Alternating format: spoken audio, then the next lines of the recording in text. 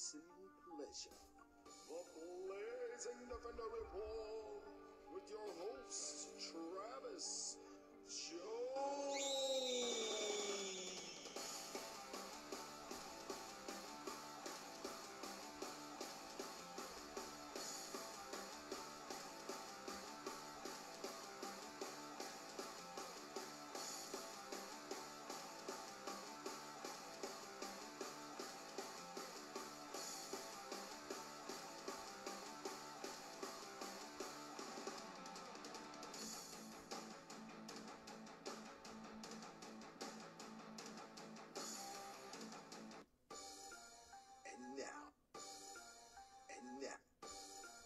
And now for your listening pleasure, the Blazing Defender Report with your host, Travis Jones.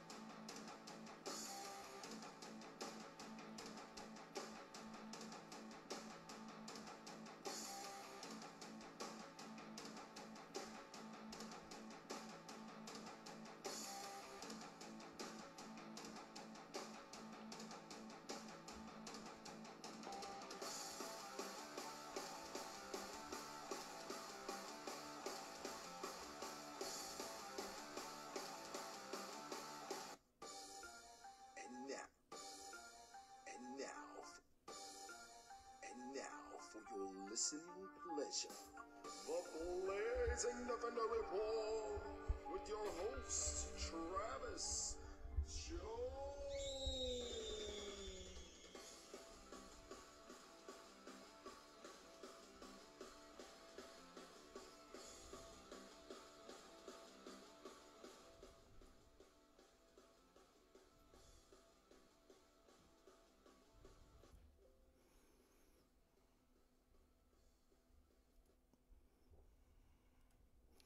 Oh, you want me to shout, do you? Well, I got a shout for you, buddy. And it's called Welcome. Welcome, everyone, to the Blazing Defender Report. I'm your host, Travis Jones. What the hell is going on, everybody? It's Friday. It's fucking Friday, brothers. It's Friday. The work week is done. Fuck this bullshit. Work gets in the way of everything fun except the Blazing Defender Comic Book Report, because we are live right now. It is Friday, and I really hope you guys dig the Friday format. If you don't, let me know. We could probably change it. I might not, but I might. I always like feedback. It's always fun. Welcome, guys. I got a great show for you today. Great show. We got some comic news that we're going to talk about. Big business. Big business is trying to destroy the small comic book owner. Yes, I believe so. It's a conspiracy from the left. No, I don't know. But we are going to talk about that. I think it's some interesting points of view that I think would be pretty cool on the show to talk about. Scott Snyder and Greg Capullo, the dynamic duo of Batman writers, they're talking about the last Batman story that they're going to do. It's called The Last Night. Greg Capullo's been tweeting out some stuff, so we're going to talk a little bit about that. And guys, as always, comic book reviews. We're always going to have comic book reviews. Always going to have comic book reviews on the show. That's what the show's about. Today, I've got, again, some number ones. You know how I'm digging these number ones. We've got Brian Michael Bendis's Superman number one, okay? We've got Nick Spencer and Ryan Otley, yay! Amazing Spider-Man number one. And a creeper, a surprise hit, or is it, from the creators of The Walking Dead, Robert Kirkman and Scott Gimple. If you remember Scott Gimple, he was the executive producer on the show for several seasons. He's not anymore, but they come out with their own comic book, and it's called Die, Die, Die. And the reason I say it like that is because there's an exclamation point after each die. 3 dies. Very, very interesting book. We're going to talk about it. And we've got Darth Vader 18. Vader is back on the show. Thank God, right? Haven't been talking about Vader, so glad to see Vader back on the show. Now, with that, something very close to my heart that I want to talk to you guys about, because you guys are very close to my heart. Podcast awards. Please, please, please. Podcastawards.com. Go to nominations. Then go to hobbies and games. Select a Blazing Defender comic book report. And People's Choice. People's Choice is a really, really tough category. I would really, really dig getting the People's Choice nomination. Now, last year, I was in entertainment category, which it's a fucked up story why I'm not in entertainment this year. Thanks a lot, Podcasting Awards, because you fucked me up. You got your vote sticker. Yes, Marcos, he voted. Awesome. Thank you. Thank you for everybody that supported me last year. When I went to Dragon Con last year, this is a little side story. When I went to Dragon Con last year, and people found out like 5 of our shows on our network were nominated for awards. That was the most of any network there. Okay. And then like, I've only been doing this a little over a year, not quite 2 years yet. And people were like, you got nominated? And I'm like, I know, right? I don't get it either. Like, it's crazy. And then like people were finding out, you know, like my followings, I don't have 10 million subscribers, because the guy I was talking to has 10 million subscribers on YouTube. His name's Romeo. You can see all the stuff on YouTube. He's about making you a better YouTuber. Tons of subscribers. And he was like, wow, man, you've got a pretty rabid fan base. And I was never so proud. I was a fucking proud papa at that point. And I was like, yes, I fucking do. I guess I do.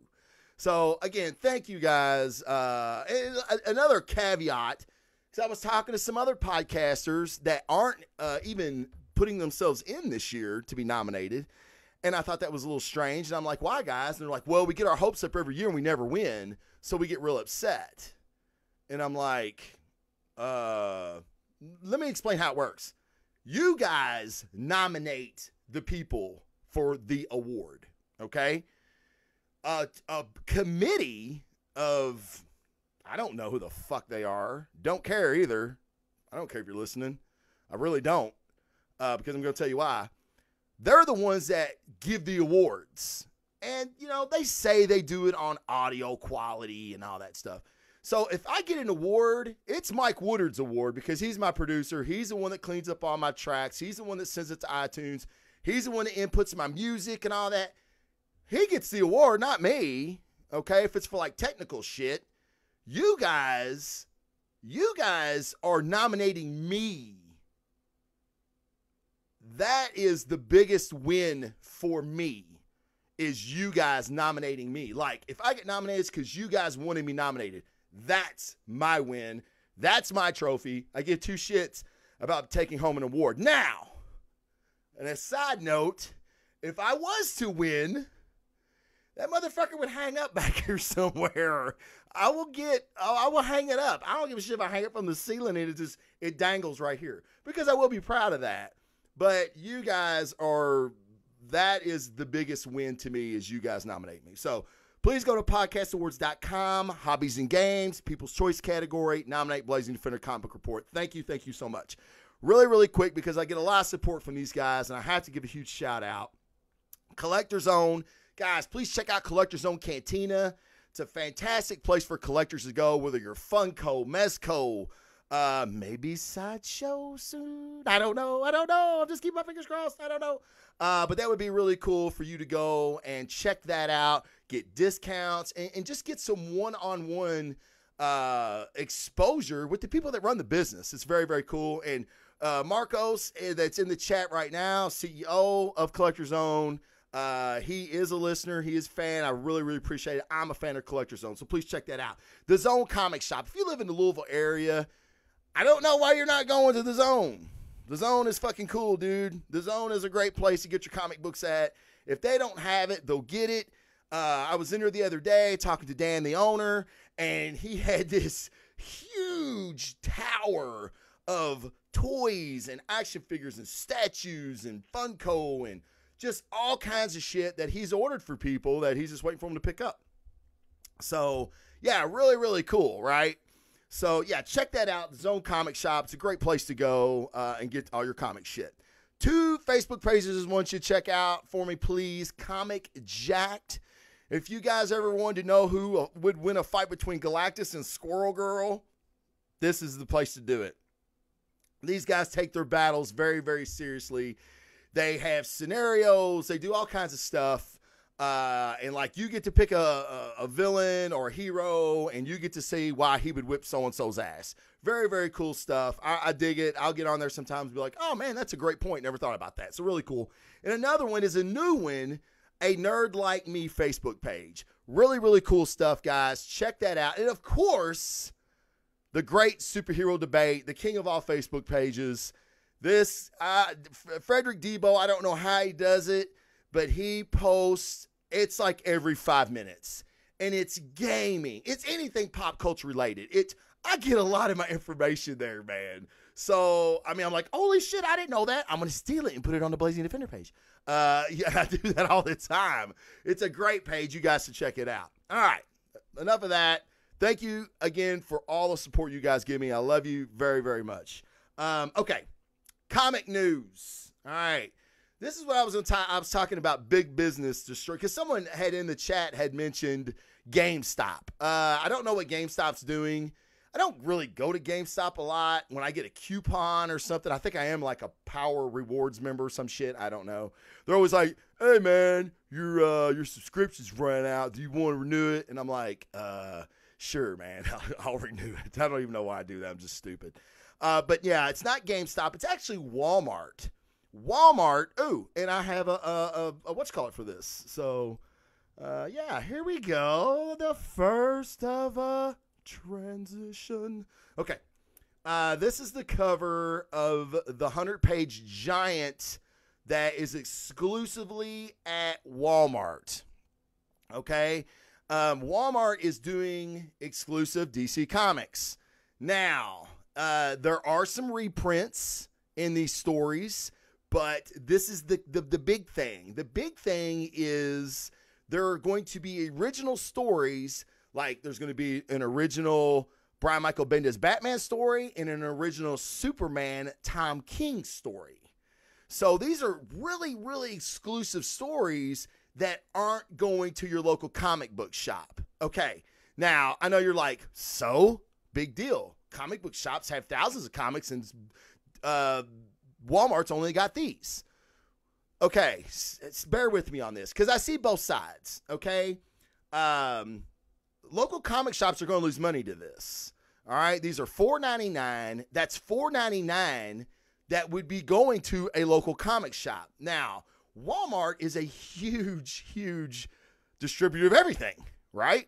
So what if Walmart becomes a comic retailer? Could very well happen. I'm not saying it is, but depending on the popularity of this, maybe. I don't know. That would definitely run out a lot of local comic shops, which is not a good thing ever. Now, this is what I see coming. And I've seen Daniel Thompson, who's the owner of the Zone, was in the chat earlier. So this is what I foresee happening. I see a lot of comic shops going and buying up these and then selling them above retail. That's what I see happening, which is not cool, by the way. I get it. They're trying to create business, but I get really upset with people that buy shit just to resell it at a higher price. God GameStop was one move away from selling comics. I didn't know about Walmart. Yeah, I didn't know GameStop. Okay, so there you go. News dropping in the chat even. I didn't know GameStop was on their way to selling comic books. That would be bad news also. But now there's another way you can look at this, okay? You're increasing your buyer base, okay? So if you're increasing your buyer base, then, you know, people are going to buy, like if these are the only comic books Walmart sells and I see a Batman comic book written by Brian Michael Bendis that's leading into a story that I want to know more about, then I'm going to go to a local comic shop, right? Right. All right. And, you know, the Superman book, like Brian Michael Bendis is on Superman now. Maybe I really like this story and I want to say, oh, Brian Michael Bendis is on Superman? Well, let's read that. Okay. Oh, Tom King does Batman. Well, let's go read Batman from Tom King. So I see that being a good thing and increasing your fan base, your buyer base, I think is always smart move. Right? I don't know the business. Maybe some of the business owners in the chat can reflect on that or add to that. I just think that's a good move for just comic books in general. Anything to get people to read comics. That's one of the reasons I started this show, was because I wanted to get people excited about comic books. So I think I don't know. I think it could help. But it could definitely hurt too. I do see the other side. Definitely see the other side. All right, guys. And some other not so good comic book news. Yeah, Steve Ditko died back in June, I believe. I think it was like June 30th, June 29th.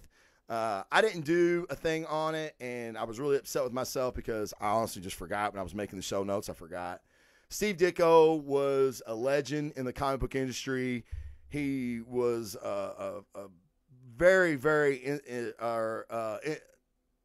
he was incredibly important to these two characters right here in this image of Doctor Strange and Spider-Man, which I thought this was a great shot. I think I seen this on Instagram, so I stole it, of course, of them kind of, you know, Doctor Strange leading him into the afterlife. I thought that was really, really cool. But he was a legend. He was 90 years old. He was found dead in his house or his apartment. I can't remember. And they think that he died a couple days like before. So no one really found him for a couple days. I know that was ripe because I've smelled those people and they don't smell well. But yeah, I'm really upset with myself that I didn't give homage to Steve Ditko because he was a legend, and rest in peace, brother. Okay. I see some people in the chat. I want to talk about this. Big Retail does not give a shit, and they have the power to sell shit cheaper. R.I.P. Steve Ditko. Thank you. Yeah, I agree, and I believe that. And Jason Jones also said cash grab, and I call. But let me say to that, Jason, comic book stores, comic book companies, they're always doing the cash grabs. So that's really not going to stop. Like, I really don't know what Walmart thinks they're going to get off of $5 they're going to sell. But they're always doing cash grabs. Marvel, DC, you know, the small ones really don't do it. But those big ones, like, I remember when the Transformers movie first came out. They did like a 6-issue miniseries. Jesus Christ. Way too much caffeine today. With the Avengers and the Transformers. Okay? And it's like, these two don't even make sense. And the story was awful. The art was shit. And the books were $5 a piece. So cash grab. Cash fucking grab. Okay? But they do shit like that all the time. These Marvel stories that are the movies that are just like horrible artwork that they just reprinted on the page to get you caught up with the movie. Cash grab. The covers are usually really cool because it's like usually a movie cover. But other than that, it's garbage. Exclusives are made for people to go to the store, buy the exclusive, and say, oh shit, let me buy a Coke also. That's the purpose of an exclusive. That's one of the things I was so upset with at Disney when I went to Disney and every store had the same shit. I thought I was going to go and like, oh man, this will only be able to be bought at Disney. That's so cool, right? Nothing. There was nothing Disney exclusive. So yeah, I totally agree with that statement. But you know, we'll find out. We'll only time will tell. And again, I feel like anytime you increase your fan base, it's a good thing. And someone said comic shops are, becoming a thing of the past. And then another guy said, better than a digital format only. And I agree to that. I do read some comics on digital format before I can get to the comic shop, just so I can make my notes for the show. But I really don't like that. There's nothing like holding a comic book in your fucking hand and opening up, especially an old comic book, an old back issue. I know Jeff Spurlock's what I'm talking about. When you crack that thing out, it's plastic, and it smells like vagina. It smells like freshly squeezed vagina in your nose, because there's something about the smell of a mildewy old comic book. I fucking love it. The new ones don't quite smell like that, but they'll get that way. You put them in plastic, they'll get that way. But yeah. Now, Walmart, I guarantee, is paying a shit ton to Marvel or DC for that story. So this is a negative and positive thing. Funko does it all the time. That is true. A lot of manufacturers do. I would be curious of the deal DC made with Walmart, just what that deal was as far as these exclusives. Now, is this something they're doing? That could be bad for the local comic book shops. But if this is just like hey man, we're going to try this and see how it does, we got a couple original stories going on, it's not a big deal. I don't think it's going to hurt anybody, but I do see the greedy little comic book owners, store owners, going in and buying these things up and selling them for $8, $10 a pop, which is not cool either. Just FYI. Okay. Really quick, I'm really excited about this. The Last Night is going to be the last Batman story by, to me, Tom King. Just so I do not get misquoted on this, Tom King is the best Batman writer of all time. By far the best. I hate his Joker, love his Batman. Some really fantastic career-defining stories that Tom King has written. Now, the best duo on a Batman series is Greg Capullo and Scott Snyder. With the artwork and the stories, it just really was really great. So this is going to be their last story. It's called The Last Night. There's not a release date on it yet, but I'll keep you posted on that. But Scott Snyder went to Twitter and said this. I'm really, really excited about this. Only because of what he said the story is. Okay, this is it. Bruce wakes up younger. Okay? It's a post-apocalyptic Gotham, which you sold me on post-apocalyptic fucking anything, because you guys know I love that shit. Post-apocalyptic Gotham with an old Wonder Woman, a baby Superman, and Batman has a Joker head attached to his belt that talks. Scott Snyder, man, I don't know what kind of drugs he uses, but I want some. I want some of his drugs, because, man, that dude can be out there. As Metal, if you read the Metal series, you understand what I'm talking about. But I'm really excited for this, and I bet the artwork is going to be fantastic. Batman is just the shit, and I cannot wait to read this. All right, now, a big deal. We're getting into comic reviews, guys. The big deal here several months ago was when Brian Michael Bendis left Marvel and went to DC. Now, I say a big deal in that it wasn't a big deal to me, other than Alias, which was a magnificent series that B&B did. He hasn't done anything that I've really liked since. But shit. But none of it's been like, whoa, man, that was fucking really good. So, when he went to Superman and he kind of retconned Superman's origin, I was like, yeah, Brian Michael Bendis should not have this type of pull in a new company. I'm sorry, he shouldn't. But he wrote that story. It was The Man of Steel. I didn't read it, so I didn't hear good things about it, so I didn't read it. But I did pick up Superman #1.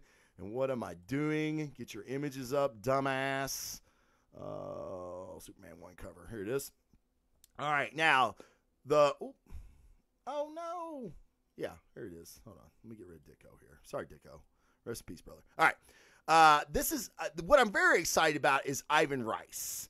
Ivan Rice is a fucking rock star, man. Like, his artwork is beautiful. It's gorgeous. He draws great action. He's got great, like, especially like Superman, like Clark Kent face. You'll see what I'm talking about. He's got that just that fucking line. I mean, it's just beautiful to look at. So I was very excited to see Ivan Rice on a Superman book.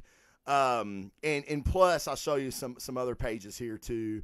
Let me get out here. I'll show you right now because it's just so dope, man. Let me see this. Okay, now this is a scene where Superman went to help on a house fire, which me being a firefighter kind of had to do this. But this is very cool. It's like a ceiling falling in. The dogs. He saved the dog, man. You always save the dog. People are pieces of shit, but I'll save them when I can. But if I can get the dog first, I'm probably going to get the dog first. Sorry. It's just how I roll. But I thought this was a very cool image. Beautiful image with Ivan Rice. All right. Let me give you a little preface on this issue 1. Lois and Connor, Superboy, which was fantastic in the was it Super Friends or Super Pals? Super Pals series with Damian Wayne, which is Robin, Bruce's son. They have left the universe basically with Jor-El. Jor-El was going to take Connor on kind of like about to help him find out who he is. So Lois was like, you stay here. I got this. They take off. Okay. Clark isn't doing well with this, which Jason says was actually really quite well written. It really, really was. And let me, and I also need to say this caveat with this. Superman is a hard fucking character to write because he is a god, right? He's a fucking god. I'll argue with you all day. He's a fucking god. So what you have to make him vulnerable in a way so he can overcome adversity, right? That's what heroes do. Well, this is a story of him really trying to adjust to not have Lois and Connor around. It's his fucking family, man. Like, I know when I leave for a week, I miss my wife and dog immensely. Like, I can't to a certain extent. So I can only imagine what Clark is going through right now. And there's a lot of flashback scenes with him talking to Lois, him correcting Connor on not wanting to go to school or whatever. But another big thing was they lost the Fortress of Solitude. I'm assuming that happened in Man of Steel. I'm not sure. I'm sure somebody in the chat can tell me. But the Justice League is like, what are you going to do? So he goes to the Bermuda Triangle and creates another Fortress of Solitude. It's a beautiful splash page. I did not get that one for you, but I did get another one. Did I not get that one? I thought I had another page. Ah, shit. My bad. All right. Well, I didn't. So you'll just have to buy the comic book and read it. But it's really cool. And the best part was there is a conversation he has with Martian Manhunter, which I'm so glad to see Martian Manhunter back in the DC universe. But he's basically like, look, Clark, what are you going to do? Are you just going to like run around and stop fires and hit dinosaurs? Because the whole time he's trying to talk to Clark, Clark's like, hold on a second. Pew, takes off, fucking nails this huge, like, muted T-Rex, like, knocks him into a building. He comes back. John's talking to him. Clark's like, hold on one second. That's when he goes to this scene here with the house fire. And this is who Clark's talking to down this bottom panel here is Martian Manhunter. And then he actually does it again. And I'll be honest, it was getting on my nerves a little bit. It's like, all right, Clark, let the man fucking talk, okay? So, and Martian Manhunter is basically like, look, man, you need to lead this world into a better place. Like, you're saving lives, but you need to take the world and lead it. And he looks at Martian Manhunter and goes, take? And Manhunter was like, lead. Like, no, not take.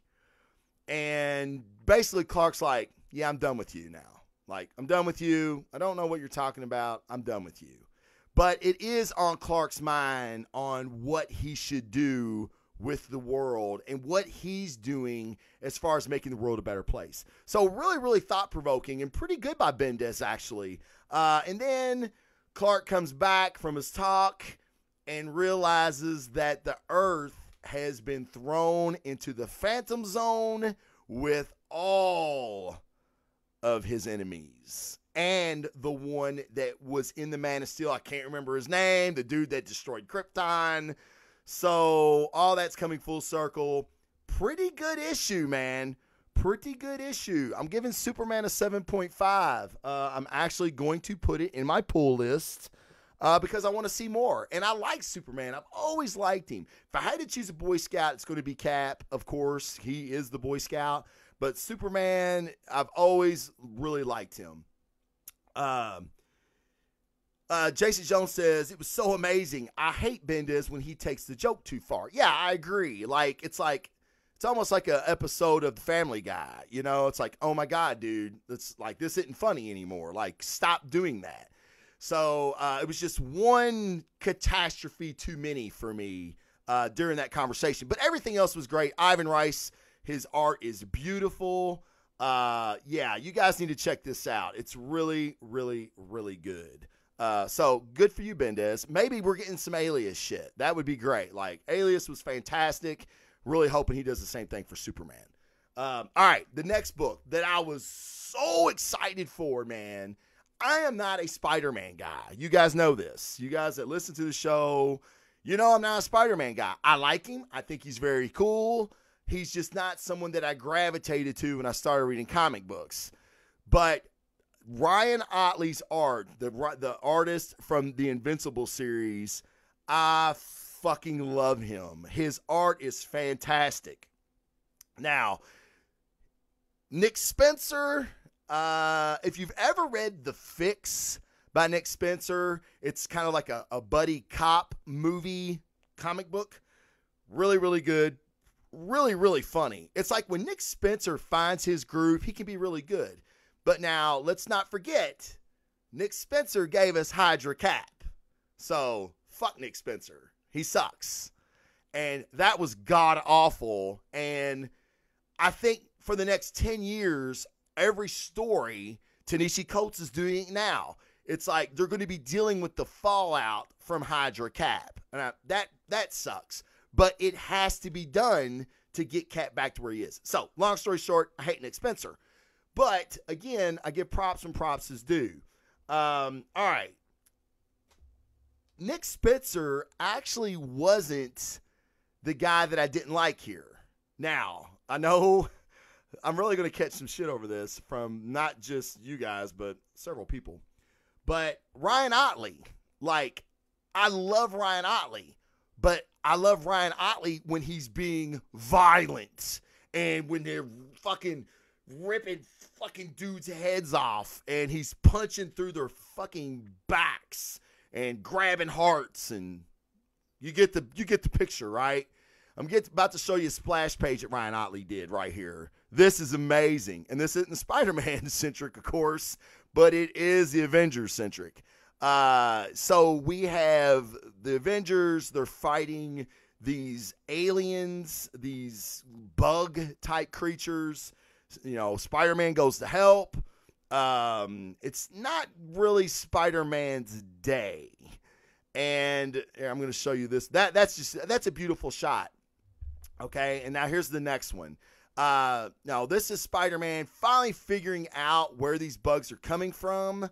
And he's going to try to save the day. It is his comic book, mind you. Yes. Jason Jones says Nick Spencer needs to redeem himself. And he kind of does here.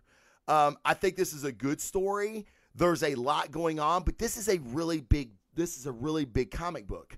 Like, there's several pages. I want to say this thing's like 48, 50 pages. It's huge.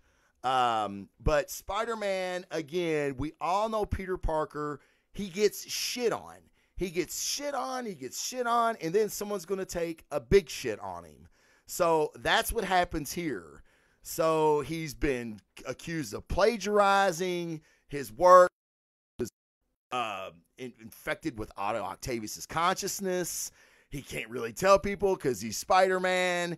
Aunt May finds out. She is so disappointed in Peter. The only person that really has his back is MJ, which, of course, MJ's always going to have his back. So it's a good story, but I was really, really wanting more to shine. The splash page was amazing, right? But that's really it. I didn't really get a lot of like, oh man, that's a beautiful page. So I dig in the story. Okay. I gave it, what did I give it? A 7.5. All right. You know, Peter being snake big, trying to overcome adversity. But let me also say, as far as Nick Spencer goes, as Jason Jones said in the chat about Bendis, I hate when he takes a joke too far. I've really felt like he was forcing the jokes with Peter. Like in this panel right here, when he figures out what portal he needs to go to, there's, I can't remember the black cat's name, but it's Felicia. Okay. And this is the only panel she's in. She's fighting with the Avengers, which, when did that happen? And he goes, bye, Felicia. Come on, dude. I mean, I ain't saying all jokes got a hit, but that's awful. That's just a fucking bad joke.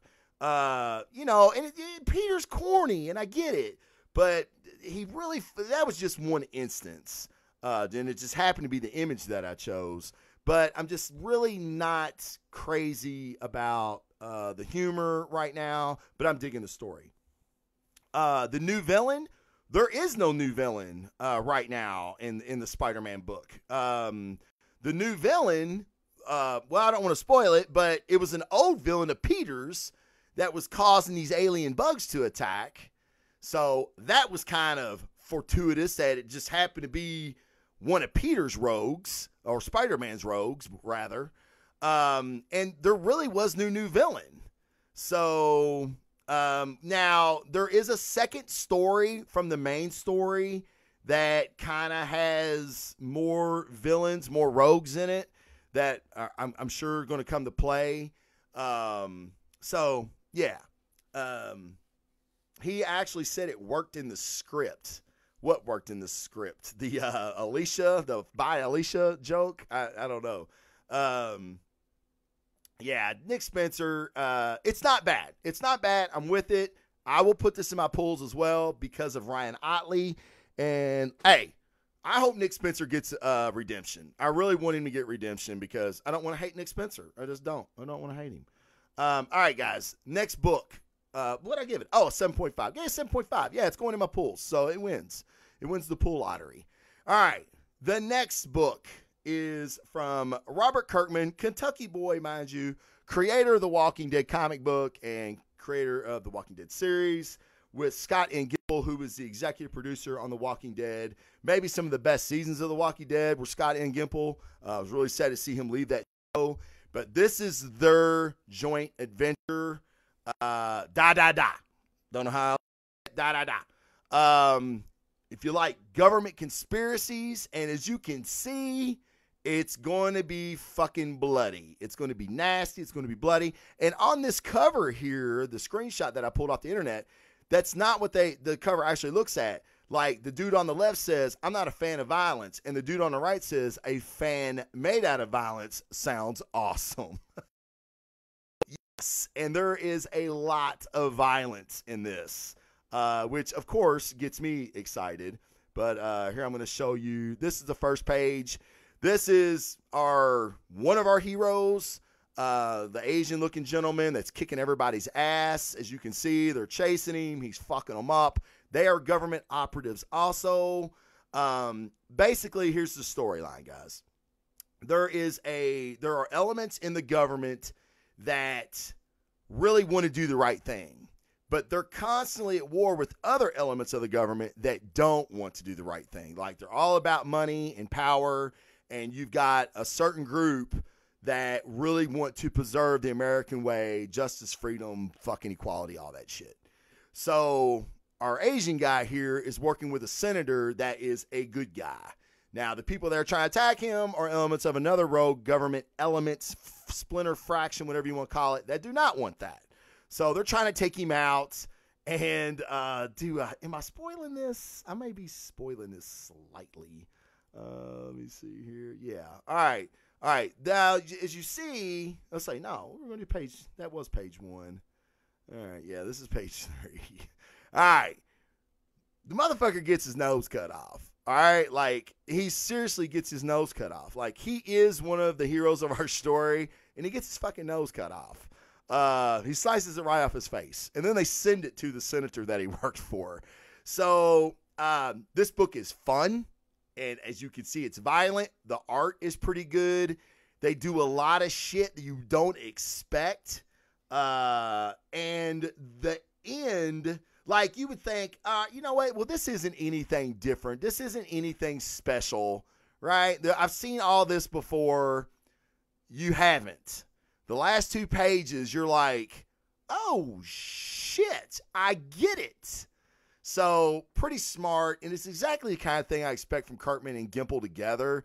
Really, really excited about this number 1. So, if you like government conspiracies, you like pretty good artwork, you like funny dialogue, you kind of like the veil unlifted behind the government, because I'm not a conspiracy guy, but I see shit like this happening in the government. I really, really do, all the time. So, very good book, man. I think all of you would enjoy this. And I'm going to be talking about it more, and hopefully we get more to go on, right? Because this is the first issue. But, again, I've always said this, a first issue needs to grab you. And I felt like all 3 of these issues, these number 1s, really, really grabbed me. And trust me, guys, my pull list doesn't need to be any fucking bigger. But I always give a story 3 issues, sometimes 4, but 3's the rule. If I start at my pulls, I'm going to give it 3 issues, and if it sucks, it's out. So I will definitely let you know when something gets yanked from my pulls. All right. What you been waiting for? The pick of the week. And huge shock, but it's Vader. And let me tell you, Vader hasn't been pick of the week in several weeks. Okay? It's been good. It's one of the best series on the shelves each week. Darth Vader is, I'm telling you right now, if you're a Star Wars fan and you're not reading this book, this should be the only comic book you buy if you're a Star Wars fan, because this Vader is so badass. Back to people saying that the last few minutes of Rogue One was like their favorite 5 minutes, 10 minutes, whatever it was in movies, because it's Vader fucking force choking, throwing people into the walls, cutting them down with lightsabers. Great scene, don't get me wrong. I feel like I've seen it because I've been reading Darth Vader comic books since they came back to Marvel for the last 3 years. This one is super dope, and I'm going to tell you why. Oh, God. What's his first name? Wilhuff Tarkenton. Governor Tarkenton. That is Tarkenton. You remember him from the Star Wars New Hope. He is and if you've read any of the extended universe novels, he is a tactical genius. He basically maybe had more favor with Palpatine than Vader did at some point. But in this issue, I had to go back because did I miss an issue? Tarkenton and Vader are on a planet. Tarkenton he took 20 men, 20 hunters to hunt Vader down. Okay? Now why? We're going to get to that. Because I was like, did I miss something? What's going on? What the hell did I miss? All right, I want to show you this. I love this, man. This is like the first fucking page, second page at most. All right? Okay, I won't spoil this. I won't spoil it, Jason. But I had to tell you why it's so dope. In this shot right here, you see, like, they're like, sir, we've got him. We've seen him. What's he doing? He has this creature that is native to this planet. This creature is huge. It's hard to kill. Vader doesn't even have his lightsaber because they end up taking his lightsaber from him as the story progresses. He killed this thing either with his bare hands or the Force, and he's wrapped himself around the coat. Now, why he does that is because this thing has a natural camouflage. So that's the reason they haven't been able to track Vader, because he's killed this animal and basically wearing his skin. Okay? Fucking badass shit, right? So then Tarkington is talking about how he's lost all of his men, how they end up getting his lightsaber. And the whole time Tarkington's talking about Vader, you can feel Charles Soule does a great job. You can feel the admiration in his voice, and like he considers himself a tactical genius. As he keeps talking about Vader and what he tried to do to capture Vader or kill Vader, it's almost like he's like, I underestimated him. I didn't think about this. He was 2 steps ahead of me. So you're really getting like Vader the badass, but now you're getting Vader the tactician, which is something we don't get a lot of, which I think you really should. All right, now this page here was pretty dope, and this is when Vader had his saber, and the weaponry that Tarkington chose to take to the planet was not blasters, because how many times have we seen a Vader smash a blaster bolt away or redirect it and hit your ass with it? So he's like, I'm not taking blasters. That's stupid. He took flamethrowers, okay, because a lightsaber doesn't do much against a flamethrower. Well, a lightsaber may not, but the Force does. And as you see here, Vader has, yes, they're hitting him with flamethrowers, but he doesn't attack the flames. He attacks the flamethrower itself. And as you see in that bottom page, I believe Tarkington says, that's how I lost other 4 bodies. Like, he's talking about how he's only got X amount of people left, and here's how they all died. So this story is fantastic. I love it. I would love for it like to even be like a mini, not a mini series, but like an animated short film or an animated movie for that matter, because you could do that with this. And you know, it's about like Tarkin's like he's sacrificing these hunters just so he can figure out Vader's weaknesses and like how far away he needs to be before Vader can force choke him. We haven't seen before either. So you've got these 2 tacticians trying to hunt each other down, and I will not spoil the ending because the ending made the book for me. I was like, oh, damn. So dope. So awesome. I love Vader. I love Charles Soule on Vader. Willoff Tarkington entering this series has just been gold.